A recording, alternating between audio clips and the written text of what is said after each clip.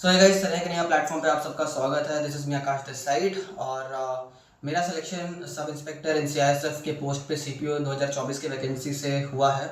और इस वीडियो में मैं आप लोगों को गाइडेंस देने वाला हूँ एसएससी के एग्ज़ाम्स के रिलेटेड, बिकॉज एसएससी के मैंने काफ़ी और भी एग्ज़ाम्स क्लियर किए हैं, सीजीएल, सीएचएसएल और बाकी मेरा उसके पहले डिफेंस का भी बैकग्राउंड रहा है, जो कि एनडीए, एयरफोर्स, नेवी और सीडीएस और एफकेट वगैरह हो गए, सारे एग्ज़ाम्स मैंने क्लियर किए हैं।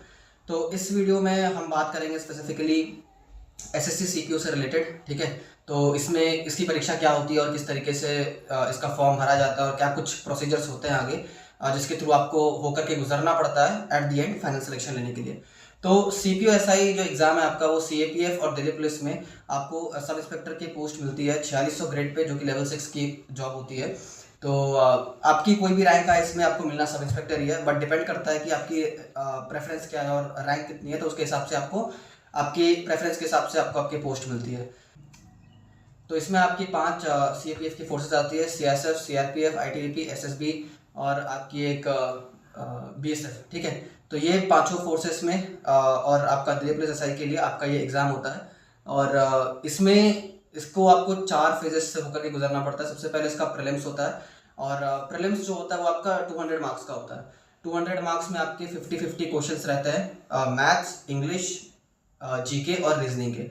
और अभी जो न्यू पैटर्न एसएससी लेकर के आई है, इसके तहत आपको सेक्शनल टाइमिंग रहेगी, 2 घंटे की सेक्शनल टाइमिंग रहेगी, जिसमें आपको 30 मिनट सेक्शनली दिया जाएगा पर सब्जेक्ट को। जैसे 30 मिनट्स में आपको मैथ्स क्वेश्चन करना है, तो इसके ऊपर भी मैं आगे चल करके स्ट्रेटजी बनाऊंगा कि किस तरीके से आपको चीज़ें टैकल करनी है, कैसे टाइम मैनेजमेंट करोगे आप। बिकॉज अब सिलेक्शन जो पढ़ रहा है सिर्फ उसका नहीं होने वाला, अब जो टाइम मैनेज करके एग्जाम हॉल में किस तरीके से क्वेश्चन अटेम्प्ट करेगा, वहां पर ज़्यादा मैटर करेगा कौन कितना ज़्यादा स्कोर खींच पाएगा।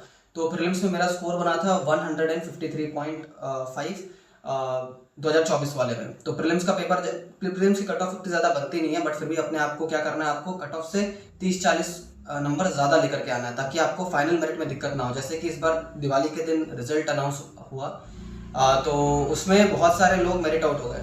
तो आपको ऐसा करना है कि स्टार्टिंग से ही आप एक लीड लेकर के चलो बाकी बच्चों से, ताकि फाइनल मेरिट में फिर आपको पछतावा ना हो, ठीक है।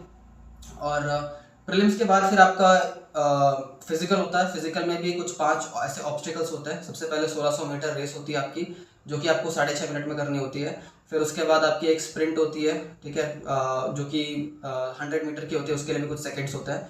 एंड उसके बाद फिर हमारा हाई जंप, लॉन्ग जंप होता है, और उसके बाद फिर एक वो बॉल थ्रो करनी पड़ती है हमें, एक हैवी सी, ठीक है, शॉर्ट पुट कहते हैं। तो ये 5 इवेंट होने के बाद फिर आपको फिजिकली फिट डिक्लेयर कर देते हैं, ठीक है, फिजिकल क्लियर क्वालिफाइड करके जो आपको एक पेपर दे देते हैं। फिर आप मेंस के लिए अपेयर होंगे, और मेंस में भी अब सेक्शनल टाइमिंग आ चुकी है, ठीक है। जो आपका ग्रामर का होगा, रीडिंग सेक्शन होगा, तो सबके लिए अलग अलग सेक्शनल टाइमिंग हो चुकी है। तो 200 क्वेश्चन होंगे उसमें आपके टोटल मेंस में। और मेंस के लिए जो है आपको स्पेशली कुछ अलग से प्रिपरेशन करने की ज़रूरत है नहीं। फिर उसके बाद क्या होता है कि जैसे आप प्रीलिम्स दे देते हो, फिजिकल दे देते हो, तो उसके बाद फिर आपके पास सिर्फ और सिर्फ मेंस बचता है, जिसमें आपको सिर्फ और सिर्फ इंग्लिश के ऊपर फोकस करना है। तो उस सब्जेक्ट को लेकर के आप यूट्यूब पे बहुत सारे टीचर्स हैं, जैसे नीतू सिंह मैम हो गई, रानी मैम हो गई, तो यहाँ से आप अपने ग्रामर को कवर कर सकते हो। बाकी नीतू सिंह वॉल्यूम 1 भी काफ़ी अच्छी बुक है, तो इसके ऊपर भी इंग्लिश को स्पेसिफिकली लेकर के आप कैसे आगे प्रिपेयर करेंगे, तो उसके लिए भी मैं स्ट्रेटजी बना दूंगा। You just have to comment down in the comment section. And apart from that, English is a subject जिसको आप अगर न्यूज़पेपर के थ्रू ज़्यादा प्रिपेयर करने की कोशिश करें, और जितना ज़्यादा रीडिंग आप कर सकें, ठीक है, कोई नोवेल हो गई, कोई सेल्फ हेल्प बुक हो गई, या फिर न्यूज़पेपर हो गया, तो ये सब जितना ज़्यादा आप रीडिंग करेंगे, then you will score good marks in English, because it is all about understanding. और उसके बाद मेंस का पेपर क्लियर होने के बाद फिर आपका मेडिकल और डीवी होता है। मेडिकल और डीवी साथ में होगा आपका, और वो जो भी सेंटर आपको मिलेगा वहाँ पर जाके आपका मेडिकल डीवी 3-4 दिन जो भी चले। तो उसके बाद मेडिकल क्लियर करने के बाद फिर आपका 4th स्टेप भी हो जाएगा। तो उसके बाद फिर अब एंड में फिर मेरिट बनेगी, and thereafter you will get the allocated post as per your marks, as per your preference, wherever you are there in the merit list, ठीक है, उसके हिसाब से you get your post. So this is what the whole process of CPSI looks like. And basically, if you are preparing for this exam, you have to be very much dedicated towards defense forces, because this exam, it asks for something more than just preparing on a desk and a table and सिर्फ पढ़ाई लिखाई नहीं, इसमें physically और mentally बंदे को tough रहना पड़ेगा, because you don't know like which post you are gonna get. You might get CRPF, you might get BSF. तो आपको उस कंडीशन, खास कंडीशंस में जो भी आपको ड्यूटी वगैरह अपनी करनी पड़े, तो उसको लेकर के आपको मेंटली पहले से प्रिपेयर रहना है। कोई आपको डेस्क जॉब तो मिल नहीं रही यहाँ पर, ठीक है, तो you have to be prepare mentally beforehand in order to prepare for this exam. And preparation के दौरान आप स्पोर्ट्स खेलना स्टार्ट कर दीजिए, because that will detoxify your brain, because बैठ के पढ़ाई करना, that's not what this exam demands. You have to be physically, mentally fit in order to get and secure a job in this particular exam. So my advice is कि आप 1 घंटा अपना physical activity के लिए निकालो. It could be running, it could be playing some sports, badminton, cricket, football, whatever sports you like, just play it with your friends, because that will engage you with other people as well. Surrounding में लोगों के साथ कैसे बात व्यवहार, वो सारी चीज़ों में engage करके रखेगा, तो ये एक प्लस पॉइंट बन जाएगा आपको। फिजिकल में ज़्यादा दिक्कत नहीं करेगा। फॉर मी पर्सनली, मैं अपना एक्सपीरियंस बताऊँ तो I was playing multiple sports, basketball, football, cricket, volleyball खास करके I was very good at it and I was a main striker। तो मेरे को लॉन्ग जंप में कोई दिक्कत नहीं हो। सबसे पहले मैंने लॉन्ग जंप कर, मतलब हाई जंप जो होती है अपनी, ठीक है, तो मैं मतलब नॉर्मल जाकर अटैक करता था मैं वॉलीबॉल में, तो मैं आराम से जाके चलते गया, मैं ऐसे जंप कर गया उसको, ठीक है।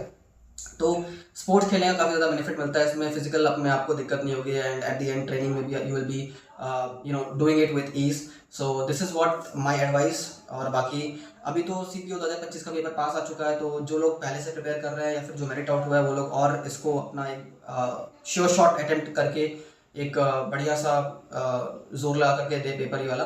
और बाकी जिसका फर्स्ट अटेम्प्ट है, तो वो अभी जो जितने भी बच्चे कुछ दिन हैं, ठीक है, इसमें आप एडिक्विटी बेस्ड, अभी जो नई कंपनी आ चुकी है, तो उसके बेस पर आप देखोगे कैसे कुछ पेपर बनाए गए हैं। सीजीएल का एग्जाम हो चुका है, आपका फेस का एग्जाम हो चुका है, आप सीएचएसएल का होगा, तो आपको एक आइडिया लग जाएगी कुछ कौन से टॉपिक्स है जहाँ से क्वेश्चन आ रहे हैं, तो उसकी पीडीएफ लेकर के सॉल्व करो, थोड़े से आपको नए क्वेश्चंस के आइडिया मिलेंगे और क्या कुछ पैटर्न एडिक्विटी फॉलो कर रही है। बाकी तो यार स्कैम चिल्लाने से कुछ होने वाला नहीं है, because at the and what matters is your selection, ठीक है, आपका सिलेक्शन ही दुनिया देखेगी। So just work hard and stay happy. That's what my take is. So if you have any doubt, you just ask in the comment section. I'll definitely reply it, and I'll also make video like जो भी आपको topic लग रहा है उसके ऊपर जितने ज़्यादा लाइक रहेंगे, तो उस टॉपिक के ऊपर नेक्स्ट वीडियो बनाया जाएगा। Thank you for watching, and like, subscribe, share with your friends.